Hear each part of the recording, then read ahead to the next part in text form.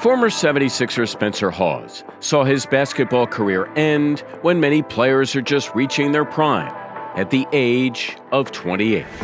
There's a certain decompression that most guys have when they get done. And like my first couple years when I was out, I was mad at basketball.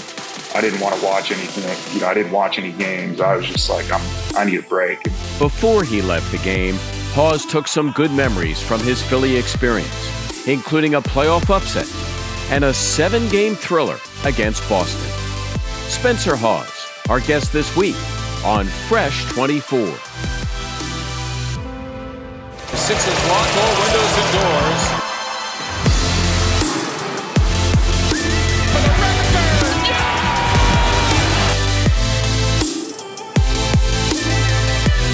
Redick, can he get it off?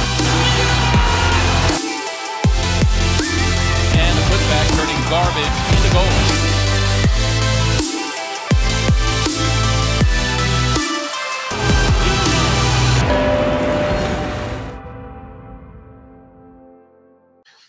Spencer Hawes, you look great for a 35-year-old.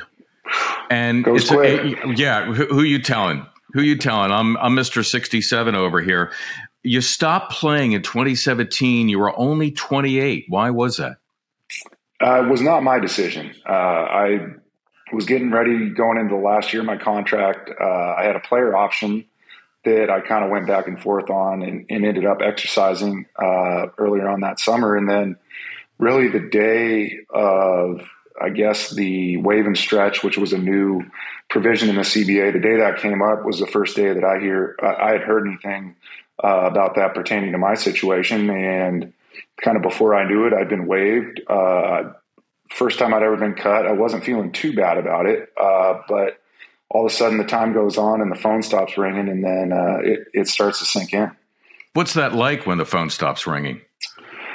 Humbling. I mean, to put it simply, it's, this is what we do. This is how we, for better or not, kind of define ourselves and identify ourselves as being a basketball player. And when that's taken away from you, I think it's tough on anybody, as it would be for anybody in any profession. If one day, and we know our window is short, but when it came for me, I think I was ill prepared. Certainly professionally and probably personally as well, to kind of deal with, all right, what am I going to do? What am I going to do next? And then in 2019, you were out of the league a couple of years. You made a comeback. You were playing in the G League, and you had some great numbers. You looked really good, and still nothing? Yeah, I kind of thought that was going to be my catalyst to kind of restart it. I will say it's a lot harder getting back in than it is getting in the first time. But, I felt like going down there, that took a lot. For me, going into it took a lot of pride to swallow to make that jump. I'd always kind of prided myself on someone that had been able to stay in the league my first couple of years when I was trying to find my way, and quickly realized that the G League I came into was nothing like the perception that I had, in my younger years of what that was about. And I think it's continued to progress by leaps and bounds to where it is today, attracting some of the top young talent of any league in the world. But, I went down there, you're flying commercial, you're staying in Best Westerns, visiting many towns that I'd maybe heard of, but never thought I'd find myself in. But I kind of, in a way, redeveloped the love of the game. It almost felt like you were back on the AAU schedule, kind of bootstrapping it together and just going from town to town and trying to do what you could and then get on out of there as quick as possible. So I had a lot of fun doing it. I thought that was going to be my kind of catapult to get back into it. And, the association had other ideas. We're going to talk a lot more about your Sixers career. It's hard to believe it was 10 years ago, but growing up in Seattle, now you had an Uncle Steve, of course, who played in the league. I remember even watching him. Did that help to influence your basketball career, or were there other influences that got you into hoops? Yeah, I think my dad and my uncle were probably my two biggest influences. The thing that I think is funny, I actually never saw my uncle play until I was done, and something came up on YouTube. It was, I don't know, the 1980 something Eastern Conference semifinals or whatever it was. The Hawks were playing somebody, and all the kind of old timers that knew my uncle from playing with him or coaching him or whatever it may have been, always told me how similarly we played. And, you always think, oh, last name, big white guy, whatever. But yeah, right. I was watching the game and, I worked with him some growing up, but not a ton. And kind of the similarities in how we went about it were pretty striking. Any other sports as a kid? Oh, I played a little bit of everything. Little league, lacrosse, grew up skiing, played soccer, never played football. That was one that I just never had the build for, but it was kind of whatever season it was, that's what we were doing. And I think that it's part of, what shaped me into the athlete that I was. I didn't start playing AAU year round when I was in fourth grade. It was summers were at the cabin. When it was basketball season, it was basketball season. And when it wasn't, it was something else. So I think that really helped me not put that pressure on myself early that maybe I didn't recognize it was coming with the last name and whatnot, and just being able to enjoy being a kid and kind of take it at my own pace, because I was a bit of a late bloomer. And I wouldn't say I ever felt that pressure like I think you would coming up now in this social media era with all the different rankings and keeping stats for AAU and everything that kids have to deal with these days. I'm grateful that wasn't part of my journey. Were you a late bloomer in other areas as well? I think yes and no. I think, in the classroom, I was lucky. That was never really too much of a challenge for me. But I think definitely, I was a goofy kid, and I think it took me a little while to kind of grow into it in a lot of different ways. Goofy, like awkward, gangly, physically, mentally? All of the above. Physically, all of the above. Right. Sometimes when you're destined to be a 7-footer, growing into your body can be awkward in the beginning. You played more games with the 76ers than with any other team in your career. And I would say arguably the best years of your career. Would you agree? I think so. When I got traded there, it just been, such a cluster. I don't know if we can swear on here or not, but well, I don't think we're under FCC guidelines, so feel free to describe it any way you want. It was a clusterfuck in Sacramento. I had 3 coaches in 3 years. It was kind of the changing of the guard from the golden era of the Adelman teams into what took now close to 20 years to get the franchise back on track, and just a tough, opportunity to play, but not as good an opportunity to develop and not really playing meaningful basketball. And then when I got traded to Philly, coming in right away with a coach like Doug Collins and a roster full of veterans that were trying to win was very refreshing from my standpoint, because it was the first time that I'd really, as a professional, been a part of playing basketball that really mattered. I'm going to say that Doug Collins, not only one of the sharpest basketball coaches I ever met, but one of the smartest people I ever met. What was your impression, and how did he help you? I think he was just what I needed. He demanded a high level of accountability from everybody. His system defensively right away was something that if you didn't buy into it, you weren't going to have the opportunity to play. And then off the court, I think he had an ability to connect with guys. Like I said, I'd had 3 coaches in 3 years. I'd 4 if you count college. So not a ton of consistency there. And, that him providing that for us, and just having that stability and the track record and everything else for us to trust him, and vice versa, I think is how we were able to turn it around in my first year back there. You said system defensively without gumming it up with too much X's and O's. What does that mean when you say defensive system? Can you give us some insight into what that was? Well, I think a lot of it is as simple as just the priority of that end of the floor. Every game we went in and, on the whiteboard, there were numbers. We want to hold them under, this many points, this many points from 3, this field goal percentage, and then this field goal percentage from 3 down the line. And I think having that constant reminder, and I think that coaching staff was a little bit ahead of its time in prioritizing the mid-range, at least from a defensive standpoint. And, they called it the yard. And making sure that guys were taking shots in the yard inside the 3-point line, but not uncontested by the hoop. And I think kind of before the analytics storm really took place, I think they were really playing that game with, if we can just stick to these principles and in the game with this type of performance, then the math will be on our side, because we couldn't score for shit. So we had to hang our hat on that. Yeah, I don't think anybody really scored that much. I mean, at that time, it seemed like, games were in the 90s, and, now, of course, it's a lot different. 2012, quite a unique season, of course, the lockout, 66 games. And now, of course, everybody is pouting at the fact that the Sixers are unable to get out of the second round. But it was special to see the Sixers go 2 rounds in that season. Of course, Derrick Rose getting hurt in game 1 of the opening round series. Joakim Noah, I think, tweaked his ankle. What do you remember specifically? And I'm going to reference game 6, the clincher at Wells Fargo Center. To me, was the highlight of that year. Yeah, I mean, that was probably that when Andre hit those free throws. That was one of the best moments of my basketball career. Him running over, jumping on the table, the back and forth down the stretch.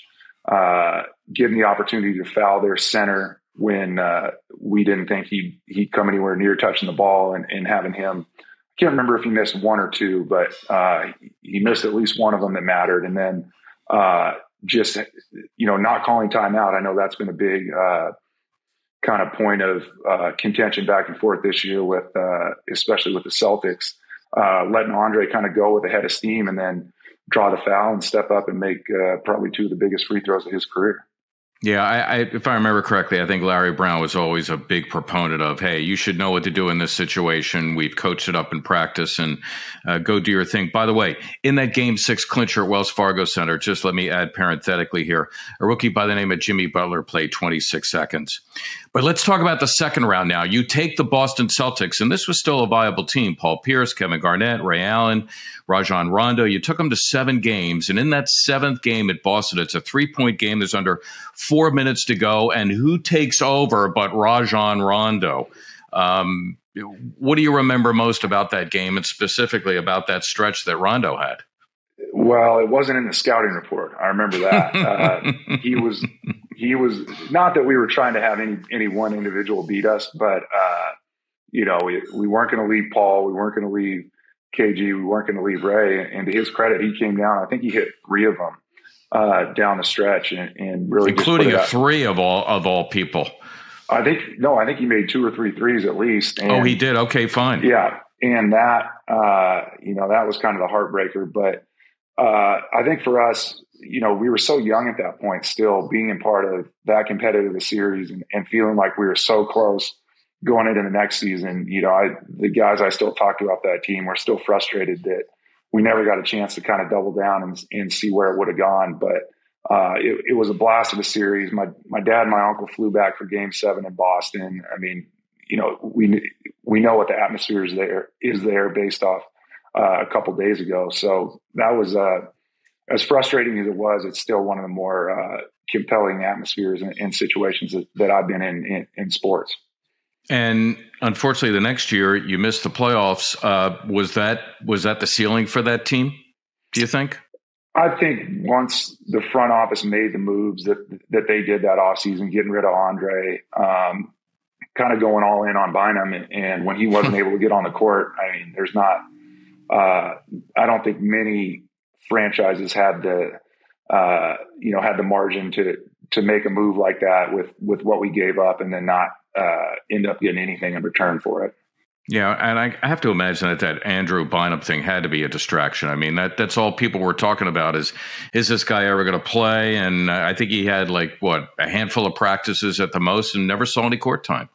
And let me tell you, the practices were, I mean, that almost made it worse, because the things he would come in and do in the scrimmages, we couldn't wait to get him on the court. It was like, all right, this is, the guy we remember, this is everything that he's been doing in the league for the last however many years. And then unfortunately, sometimes your knees they make decisions for you. So you're saying he showed some flashes in practice? Oh, absolutely. I remember one in particular where it was, he looked like the second coming of Wilt. Fresh legs. Wow. We're all kind of beat up and just trying to get through practice. And he finally got back out there. And, I don't think anybody ever questioned his talent and his ability when he was right, but he just kind of had some unfortunate breaks along the way that didn't allow him to continue.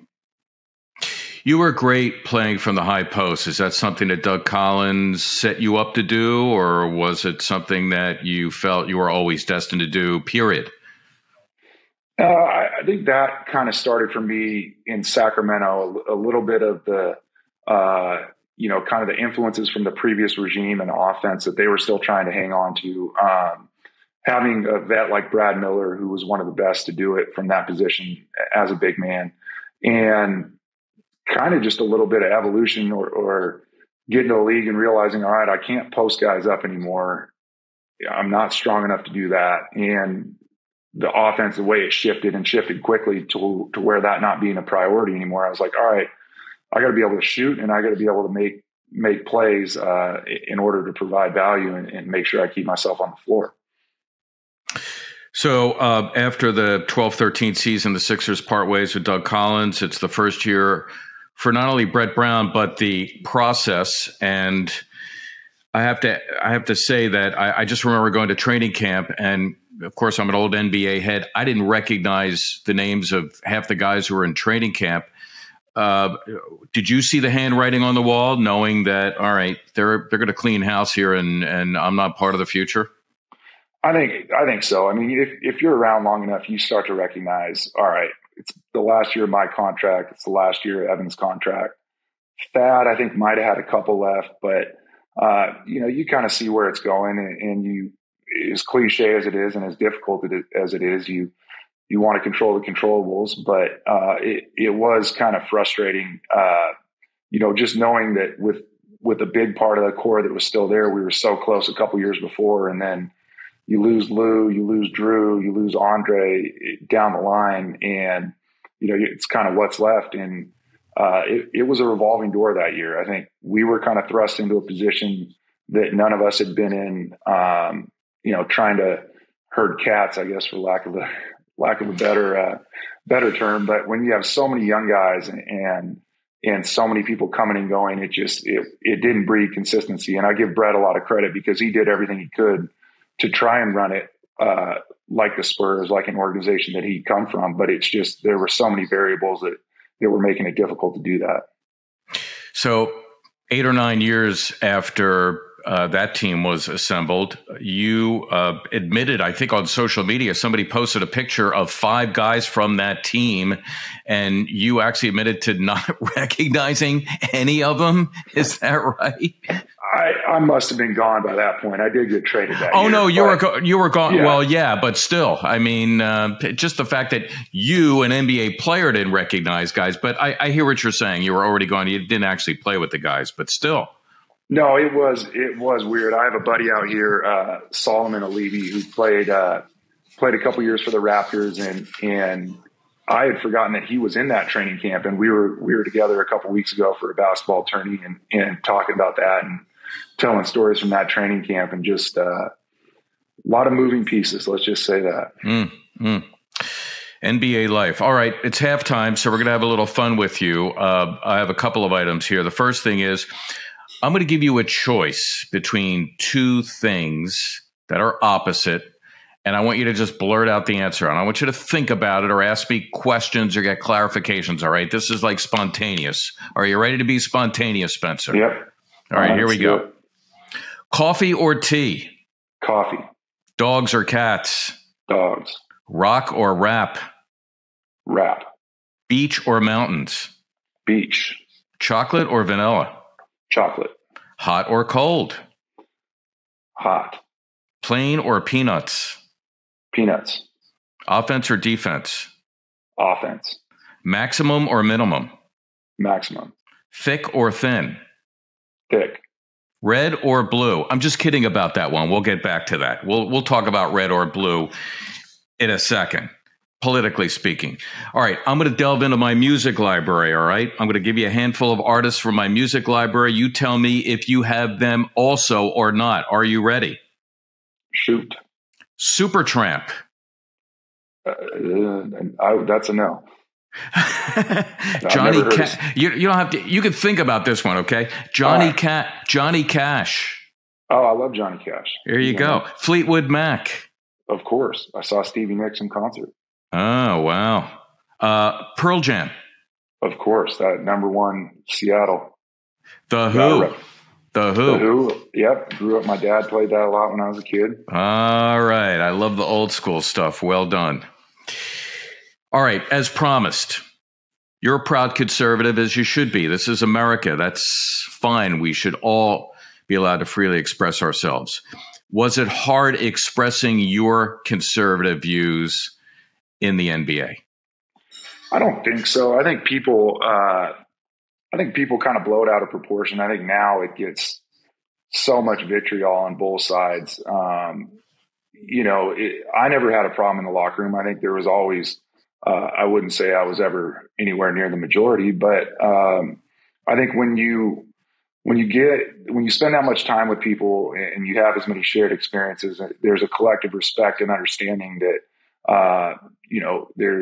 there's room for opinions, and there's not going to be some, mob mentality of people that don't know you and don't know why you are who you are, what you stand for. And I think that was always something that I appreciated, because it led to good discussions as opposed to just name calling and whatever goes on today. So did you have good discussions with teammates and others? I think so, and continue to. I mean, I think my personal beliefs have shifted a lot over the last, call it 6 years. I think I don't even really consider myself a conservative anymore based on the direction that party's devolved into. But I think I think back to talking to Andre or talking to Elton or Evan or guys like that about, why do you think this way? Why do you think that way? I think I think when you can get through some of the mud of the conversations, it can strengthen relationships, because you understand where guys are coming from and why they are, why they think how they think and stand for what they do. Okay, you say you are not as ardent a conservative as you once were, but we'll say that you have leanings to the right. How did that happen growing up in a rather liberal city like Seattle? Good question. I remember high school, my first real recollection of anything political was the hanging chads in Florida. And I remember asking my dad, I was like, well, who do we want? And he said neither. But obviously that went how it went. And then I think when I got to high school, there's a lot going on, the Iraq War, and there's a lot of that type of political stuff in the news and in the culture. And I think having some liberal teachers, I think just being naturally rebellious, kind of led me just that direction. And then, growing up, we weren't a super religious family, but, I'd say that not as much as probably, my dad's a small business owner and just watching how that kind of plays into things. I mean, it wasn't one single thing. I think when I was playing, the taxes were one of my main motivations. I think you get past that now, but I think you have so much free time when you're playing, or when you're not playing, when you're in the NBA, that I think the lesson I've learned is a certain amount of free time is not good for anybody. And you go home and you throw on Fox News, and all of a sudden you're getting indoctrinated and you don't even realize you have been. I think now I don't watch Fox anymore. I try and keep it to like Bloomberg and read publications on both sides to try and figure out where we stand on something, as opposed to some talking head at telling you how you're supposed to feel, how you're supposed to vote, yada yada. So it sounds like you're shifting a little bit more to the center. Why is that? Oh, I think I'm pretty close to dead in the center. Well, the last two presidents. And make it hard to root for anybody. And some of the extremism, and listen, it's both sides, left and right. But take January 6th, for example. Tucker Carlson seemed to explain it away, and the property damage, the violence, and it was like, I don't see anything. Do you see anything? And I'm paraphrasing what my perception of his perception was. What was your take on his take of January 6th? I stopped listening to Tucker before that, but I would say that's a memory I have that'll probably be where were you when it happened? I was actually sitting in my office when I turned on the TV and everything, every news channel was covering it, and I was terrified. I mean, I think like a lot of people, we didn't know where it was headed.